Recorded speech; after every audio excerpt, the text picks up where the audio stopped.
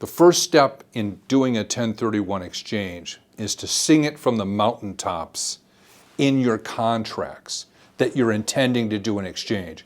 When you sign the purchase agreement for the sale of your relinquished property, you want to include language that affirmatively says you're doing an exchange, and you want to elicit the cooperation of the buyer, because there will be a notice that will be given to that purchaser that pertains to your exchange. What you're going to tell them is, I've assigned my rights in this purchase agreement to the qualified intermediary.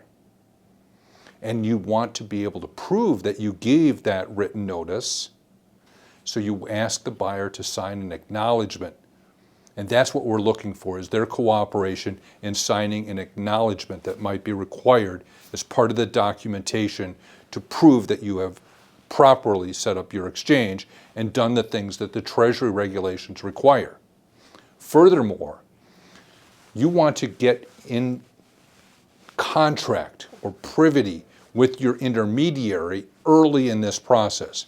As soon as you've got a purchase agreement signed with the buyer, it's time now to make arrangements with the qualified intermediary to have them step into your shoes as the seller so that they can receive the proceeds and start interacting with the closing agent that will be conducting the closing. The closing may be conducted by a title company, an escrow officer, a law firm, or other real estate professional.